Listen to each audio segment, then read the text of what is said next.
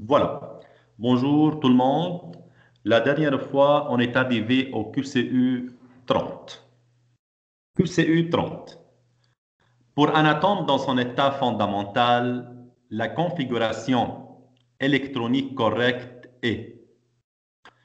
Premièrement, c'est quoi un atome dans son état fondamental? Que ça veut dire un atome dans son état fondamental? Un atome dans son état fondamental, c'est-à-dire que sa configuration électronique s'écrit de façon à remplir les niveaux énergétiques le plus bas, puis les niveaux énergétiques le plus haut, c'est-à-dire suivant la règle de Kleczkowski. هيدي يعني un atome dans son état fondamental. Voyons les propositions. A. عم يسألنا laquelle est correcte. La première proposition. 1s2, 2s2, 2p6, 3s2, 3p6, 4s2, 3d9. Cette écriture est correcte suivant Kleczkowski, mais elle n'est pas la plus stable. Pourquoi? Car normalement, il faut déplacer un électron de S et le mettre sur D. Et par suite, on obtient 4s1, 3d10. مثل ما عطيت أنا بالسلايد وقتها الكويفر والكروم. هيدي حالة منهم هون 4s2 3d9 لازم واحد الكترون من هون يجي يقعد هون بصير عندنا 4s1 3d10. اذا هيدي البروبوزيسيون منا صح، هيدي منا ستابل، elle n'est pas correcte. وهيدي الكونفيغوراسيون الكترونيك دو كويفر اللي هو 29. اوكي، نحن الكونفيغوراسيون الكترونيك دو كويفر la plus stable elle se termine par 4s1 3d10. Pourquoi un électron من هون بيروح بيقعد على D بيصير عندنا D10 car les orbitales D sont très stables لما يكونوا شو أو pleines ou moitié pleines. فإذا هيدي غلط. الB 1s2 2s2 2p6 3s2 3p6 4s2 3d4 نفس الشيء كمان مثل حالة الكروم. alors 4s2 3d4 نورمالمون لازم واحد الكترون من هون يجي لهون بصير 4s1 3d5 et dans ce cas-là cette écriture est la plus stable. Pourquoi? car dans ce cas-là on obtient des moitiés pleines عندها stabilité كبيرة. كمان هيدي البروبوزيسيون مش مزبوطة، هيدي منا لا بلو ستابل، إذا هيدي منا كوريكت. Proposition C 1s2 2s2 2p6 برجع بقول لكم هيدي الاكريتور عم نكتبها suivant les parallèles de Kleczkowski 3s2 3p6 4s1 3d6 هيدي فوق ما كنا نحن مضطرين ننقل واحد الكترون من هون ونحطه على الدي 5 لتصير دي 6. هي قبل كانت 4s2 3d5 هيدي اوريدي كان عندها ستابيليتي كبيره. ليه؟ لانه الدي مواتيه بلان، فمش على طول بنشيل الكترون من هون وبنحطه على الدي، مش على طول. مثلا بهالحاله شالوا واحد هن حطوه هون دون سكالا صار عندهم دي 6. بالعكس قبل كانت بلو ستابل. الور هيدي كمان الاكريتور n'est pas correcte. D 1s2 2s2 2p6 3s2 3p6 4s1 3d5 100%. هيدي الصح اللي كانت قبل هيك شلنا واحد الكترون من هون حطيناه على الدي صار عندنا 4s1 3d5. وانا اعطيتكم حالتين بالكور اللي هي الكويفر والكروم، وقلت لكم بهالحاله ان الكترون بينتقل من ال 4s على الدي على ال 3d على اللي بعده. بهالحاله بحاله الكويفر بصير عندكم 3d10 et dans le cas du chrome on obtient 3d5 et dans les deux cas on a une grande stabilité étant que بحاله الكويفر D complètement pleine وبحاله الكروم D moitié pleine. هيدي البروبوزيسيون est correcte. Toutes les propositions ou toutes les réponses sont incorrectes. Là, عندنا D est correct. La configuration électronique correcte est la plus stable. أنا بهمني la plus stable, bien sûr. 1s2, 2s2, 2p6, 3s2, 3p6, 4s1, 3d5. Voilà. هي avant كانت برجع بذكركم 4s2, 3d4. On a déplacé un électron d'ici sur l'orbital D et par suite on obtient les orbitales D à moitié pleines. Et dans ce cas-là, on a une grande stabilité. Et la proposition correcte est la proposition D. Ici, j'ai quelques remarques avant de continuer vers QCU 31. Tout d'abord, je vais donner quelques définitions. C'est quoi électron non apparié et électron apparié? Électron non apparié, c'est-à-dire électron célibataire. انتوا بتعرفوا انه sur les orbitales, chaque orbital atomique contient deux électrons de spin opposés. واحد لفوق وواحد vers le bas. Lorsqu'il s'agit d'un seul électron sur l'orbital, cet électron, on l'appelle électron célibataire, puisqu'il est seul. Lorsque l'électron est seul, se trouve seul sur une orbitale atomique, vers le haut ou vers le bas, peu importe. Spin plus un demi ou moins un demi, peu importe. Lorsqu'il est seul, on l'appelle électron célibataire, c'est-à-dire électron non apparié. Alors, lorsque j'ai dit électron non apparié, c'est-à-dire électron célibataire. Par contre, électron apparié, on n'a pas d'électrons célibataires. Que ça veut dire? C'est-à-dire les électrons se trouvent sur les orbitales atomiques de façon à être sous forme de double. C'est-à-dire sur chaque orbitale, on a deux électrons de spin opposé toujours, bien sûr, suivant la règle de Pauli et Hunt. Alors, électrons non appariés, c'est-à-dire j'ai des électrons célibataires qui se trouvent seuls sur les orbitales, alors que électrons appariés, c'est-à-dire que je n'ai pas des électrons célibataires. Sur toutes les orbitales, sur chaque orbitale, j'ai deux électrons de spin opposés. OK? Voilà. Maintenant, que ça veut dire paramagnétique et diamagnétique? Alors, les éléments qui ont des électrons non appariés, c'est-à-dire célibataires, sont appelés éléments paramagnétiques.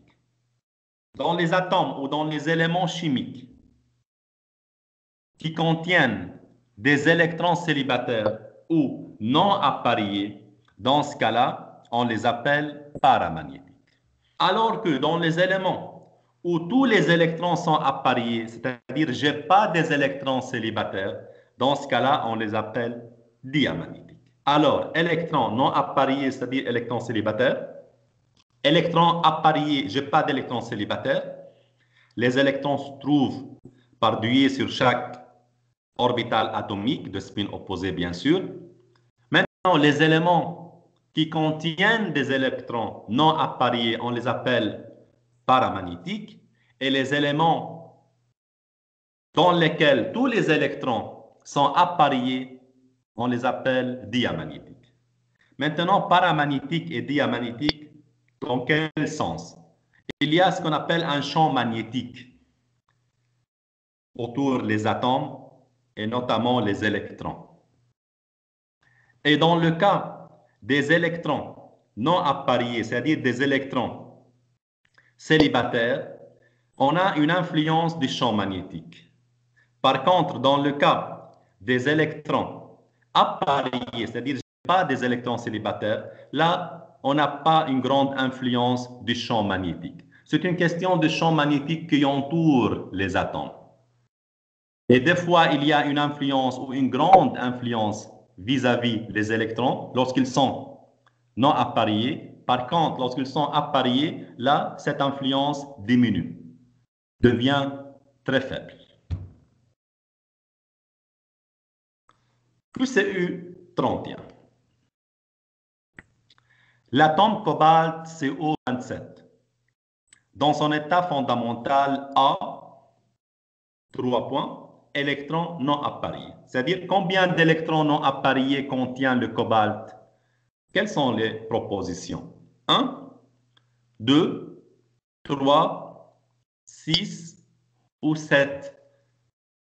Pour que je puisse savoir combien d'électrons non appariés, c'est-à-dire des électrons célibataires dans le cobalt, tout d'abord, il faut écrire la configuration électronique du cobalt. Voilà, cobalt, Z est égal 27. 1s2, 2s2, 2p6, suivant Kleczkowski, suivant les parallèles. 3s2, 3p6, 4s2, 3d, 7, 10, 20, 27, puisque Z est égal 27. Le cobalt se termine par D. C'est un élément irrégulier, c'est un élément de transition.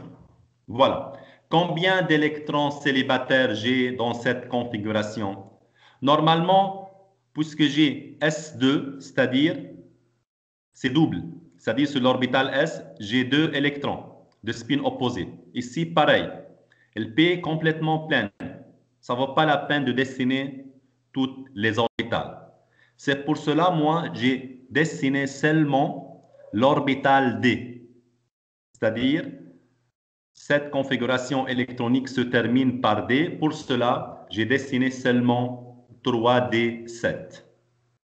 Alors, dans D, combien d'orbitales j'ai? J'ai 5 orbitales atomiques. 1, 2, 3, 4, 5. Les 5 orbitales contiennent 7 électrons. Suivant Pauli et Hunt, comment je classe les électrons dans ce cas-là? أنا كيف حطيتهم هون les électrons 1 2 3 4 5. Suivant Hunt, il faut remplir le maximum des électrons. Il me reste 2 électrons. Je recommence dès le début. Vers le bas, 6, vers le bas, 7. Voilà. Et comme ça, j'ai rempli les 7 électrons sur les 5 orbitales de D. Combien d'électrons célibataires? Est-ce que ici j'ai des électrons célibataires? Non. On a 2 électrons. On a 2 électrons. J'ai seulement 3 électrons célibataires. 1, 2, 3. Dans ce cas-là, dans le cobalt, j'ai 3 électrons non appareillés ou célibataires. Et par suite, la réponse correcte est C. Maintenant, si je dessine S, je mets une orbitale atomique, un tiré, sur laquelle il y a 2 électrons vers le haut et vers le bas de spin opposé. C'est pour cela que ça ne vaut pas la peine de dessiner toutes les orbitales précédentes, puisque d'après les valeurs des électrons qui se trouvent ici, ça se voit bien que toutes les orbitales atomiques sont pleines. Et par suite, je n'ai pas des électrons non appareillés. C'est pour cela que je dessine seulement la dernière sous-couche, qui est 3D7. Alors, la réponse correcte ici est la réponse C, puisque j'ai 3 électrons célibataires dans le cobalt. QCU 32. La configuration électronique de Cr+, chrome+, dans son état fondamental est. Moi, je vous conseille, pour écrire la configuration électronique de Cr+, mieux écrire avant la configuration électronique de Cr. Puis, on écrit Cr+. Cr, chrome, Z est égal 24. 1s2, 2s2, 2p6, 3s2, 3p6, 4s1, 3d5. نحن قبل شو كان في 4s2, 3d4. Mais cette configuration n'est pas stable. La plus stable, lorsque je déplace un électron de S, je le mets sur D. Et par suite, j'obtiens 4s1, 3d5. وهيدي مرقة معنا بالكور أنا عطيت الكويفر والكروم. Cette configuration est la plus stable. Alors, comment j'écris la configuration électronique de Cr+, dans ce cas-là? Cr+, Z est égal 24. Le nombre de protons est toujours 24, ne change pas. Par contre, j'ai 23 électrons. Avant, j'avais 24 électrons. Maintenant, j'ai ici dans Cr+, 23 électrons. Pourquoi? Car Cr est chargé plus. Cr+, Z est égal 24, c'est-à-dire j'ai 23 électrons. Alors, il faut que j'enlève un électron de Cr. من وين بشيل؟ من آخر وحدة؟ لا. J'enlève un électron du niveau le plus élevé, de la couche la plus élevée. Ici, la couche la plus élevée, c'est 4. Voilà, j'enlève 7 électrons. Et par suite, la configuration de Cr+, devient 1s2, 2s2, 2p6, 3s2, 3p6, 3d5. Et voilà la configuration électronique de Cr+. Et la proposition correcte est B. Voilà, 1s2, 2s2, 2p6, 3s2, 3p6, 3d5. هنا شو عاطينا؟ قايلين بالproposition A 1s2, 2s2, 2p6, 3s2, 3p6, 4s2, 3d4. Ça, c'est faux. Ça, c'est la configuration électronique, en tout cas de Cr, et elle n'est pas stable. La plus stable, c'est 4s1, 3d5, comme j'ai écrit moi ici. B est juste. C, 1s2, 2s2, 2p6, 3s2, 3p6, 4s1, 4d4. Ici, on a غلطين, deux fautes. Lesquelles? Tout d'abord, ils ont enlevé un électron de D, et ici encore, ils ont mis 4D. C'est 3D. C'est pas 4D, c'est 3D. Alors, cette proposition est fausse. D. 1S2, 2S2, 2P6, 3S1, 3P3, 3D10. هيدي كلها غلط اصلا لانه حاطين P3 بلشوا يعبوا D avant que P est complètement pleine. وهيدا الشيء فو. هيدا ما بنسميه configuration électronique dans un état fondamental. Il faut remplir tout d'abord les niveaux d'énergie les plus bas, نطلع على le plus haut. Alors c'est faux. Maintenant E. 1S2, 2S2, 2P6, 3S2, 3P6, 4S1, 3, 4D5. كمان هون في عنا deux fois. Tout d'abord, هون حطوا 4 à la place de 3. وهيدي بتصير الكونفيغوراسيون دو سي ار et pas سي ار بلس. هون ما شالوا ولا الكترون. alors كمان هيدي غلط لانه هون عندنا 4 لازم تكون 3 وما شالوا الكترون، ما شالوا هيدا كمان. alors dans ce cas-là, la réponse correcte est B. QCU 33. Parmi les atomes et les ions suivants, lequel est isoélectronique avec l'argon? Tout d'abord, que ça veut dire isoélectronique? Isoélectronique, c'est-à-dire même nombre d'électrons. Lorsqu'il s'agit de deux atomes qui possèdent même nombre d'électrons, dans ce cas-là, on les appelle isoélectroniques. Il faut comparer entre Cl-, Mg, P, K et Ce. C'est le cérium. Voilà. Je commence tout d'abord avec l'argon, car il nous demande lequel est isoélectronique avec l'argon. L'argon, c'est AR 18. نحن بنعطيكم الزد او بيكون معكم التابلو بريوديك، على طول بيكون معكم التابلو بريوديك. AR 18, c'est-à-dire 18 électrons. Cl-, Z17, puisque c'est moins, alors 18 électrons. 17 plus 1, 18 électrons. Mg12, 12 électrons. Phosphore P15, 15 électrons. K19, potassium, plus 18 électrons, puisque c'est plus. Ce58, c'est 58 électrons. Alors ici, l'argon, c'est 18 électrons, comme Cl- et comme K+. Que Cl- et K+ sont isoélectroniques.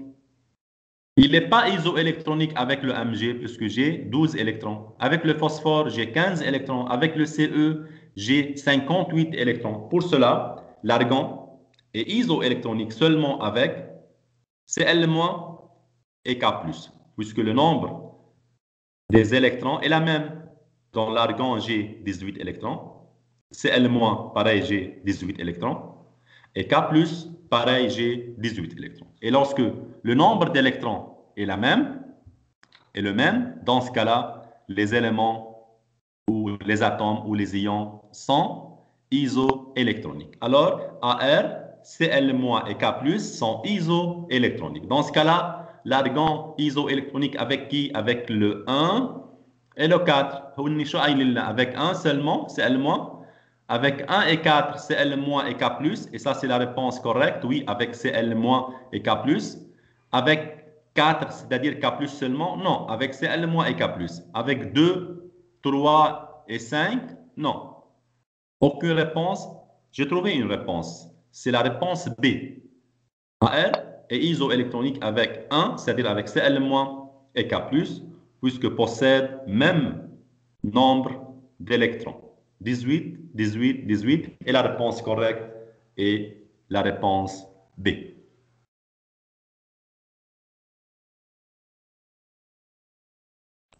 QCU 34.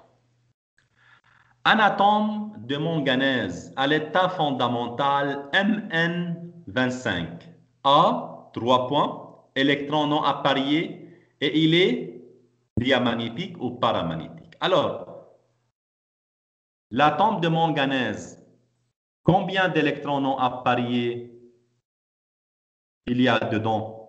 C'est-à-dire, il contient combien d'électrons célibataires? Et par suite, il est para ou dia? J'ai déjà donné les définitions. Lorsque l'atome contient d'électrons non appariés, c'est-à-dire célibataires, il est paramagnétique. Lorsque l'atome ne contient pas d'électrons non appariés, c'est-à-dire tous les électrons sont appariés, dans ce cas-là, il est diamagnétique. Tout d'abord, pour savoir le nombre d'électrons non appariés, c'est-à-dire le nombre d'électrons célibataires dans Mn, il faut écrire tout d'abord la configuration électronique de Mn. Mn, Z est égal 25. 1s2, 2s2, 2p6, 3s2, 3p6, 4s2, 3d5, 10, 20, 25. Z est égal 25. Se termine par D, c'est un élément de transition irrégulier. Voilà. Voilà combien d'électrons célibataires j'ai. Comme j'ai déjà dit, normalement, je dessine le dernier sous-couche. Puisque ici, j'ai 1s2, 2s2, 2p6, 3s2, 3p6, 4s2, ça se voit bien que toutes les orbitales atomiques sont pleines de spins opposés. Et là, je n'ai pas des électrons non appariés, c'est-à-dire célibataires. Par exemple, 4s2, si je dessine 4s2, j'ai une orbitale atomique sur laquelle j'ai deux électrons de spin opposés. Par suite, je n'ai pas d'électrons célibataires, je n'ai pas d'électrons non appariés. Pareil, si je souhaite dessiner 3p6, P contient 3 orbitales atomiques. Et j'ai 6 électrons, c'est-à-dire les 3 orbitales atomiques sont pleines. Et chaque orbitale contient 2 électrons de spin opposés. Alors, je n'ai pas d'électrons non appariés. Pareil pour 3s2. C'est pour cela, moi, je dessine seulement 3 D contient orbital atomique. Tiré 2, 3, 4, 5. Voilà. J'ai 5 électrons. Comment je remplis? Sur chaque orbitale, je mets un électron. De façon à ce que les 5 électrons aient du même spin parallèle. Soit vers le haut, soit vers le bas. On a un électron vers le haut, 2, 3, 4, 5. Je peux les mettre vers le bas sans aucun problème. Vers le bas, vers le bas, vers le bas, vers le bas et vers le bas. Combien d'électrons célibataires j'ai? J'ai 5. Alors j'ai 5 électrons non appariés. 1, 2, 3, 4, 5. Et par suite, le Mn est para ou diamagnétique. Il est paramagnétique ou diamagnétique.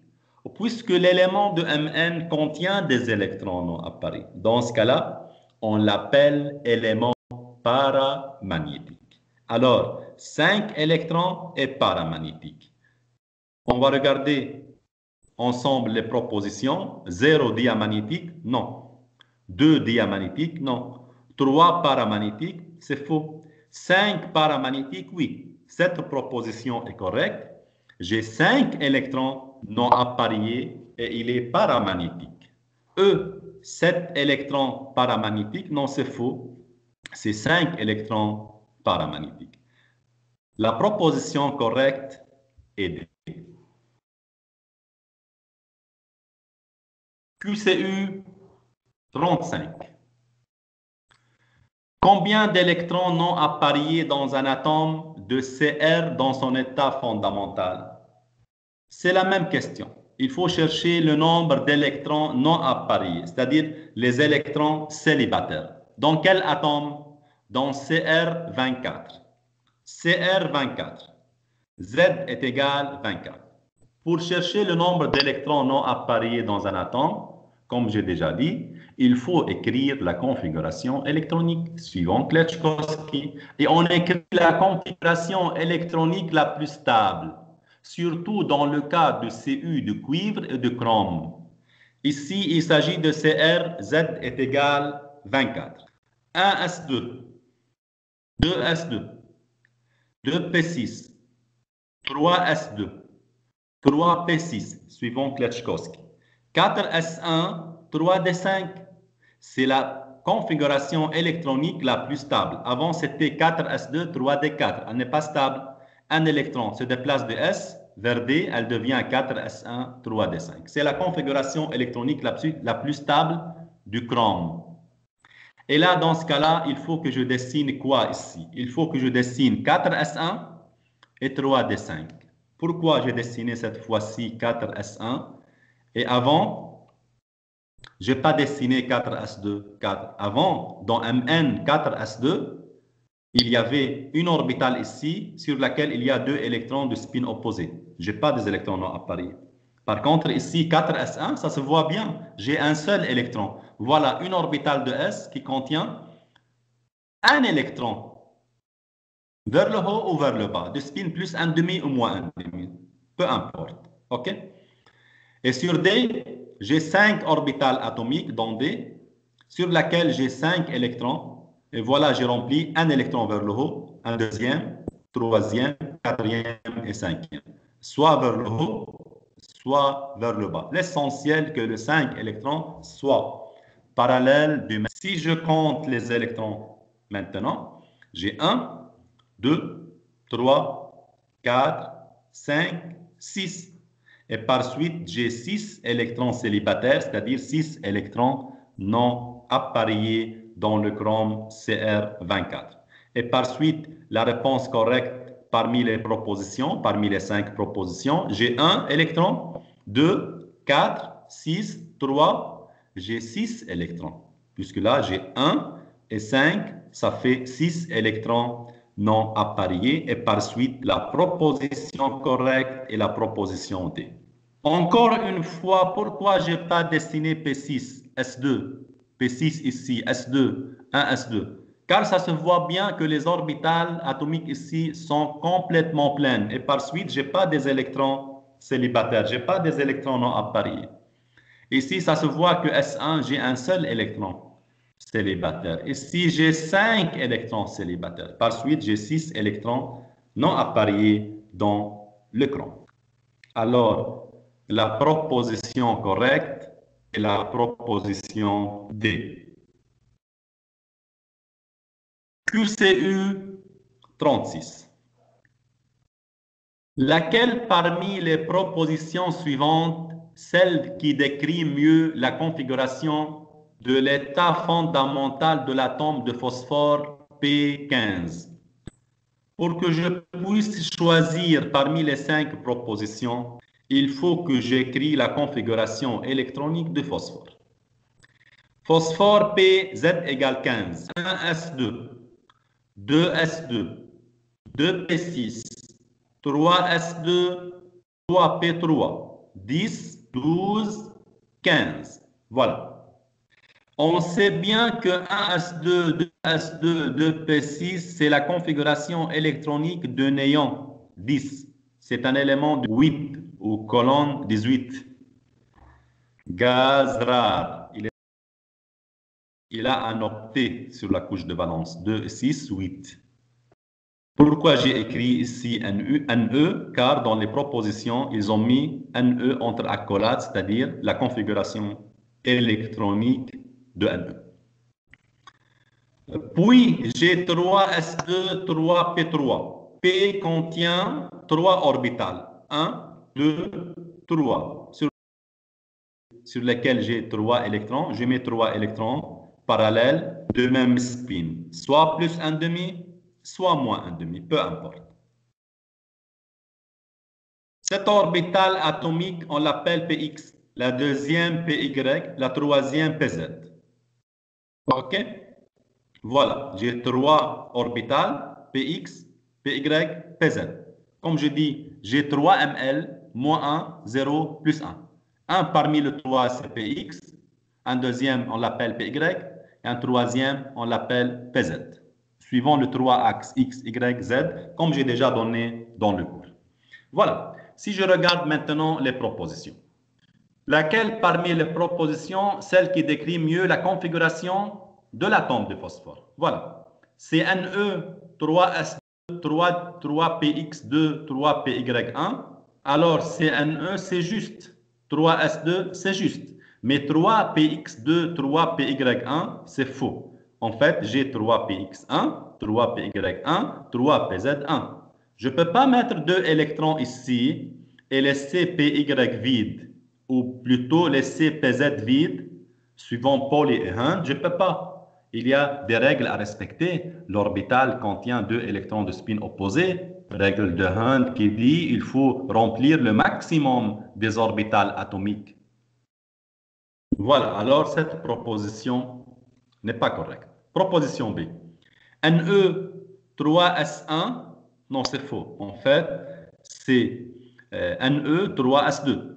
Et 3PX2, 3PY2, ça n'existe pas en fait. Ce n'est pas correct. Ne 3S2, 3PX1, 3PY1, 3PZ1, c'est juste. Il nous dit 2 spins P de plus 1,5 et un spin de moins 1,5. En fait, non, ça c'est faux. Il faut que le 3 électrons soient de même spin, soit plus 1,5, soit moins 1,5, soit vers le haut, soit vers le bas, parallèle du même spin.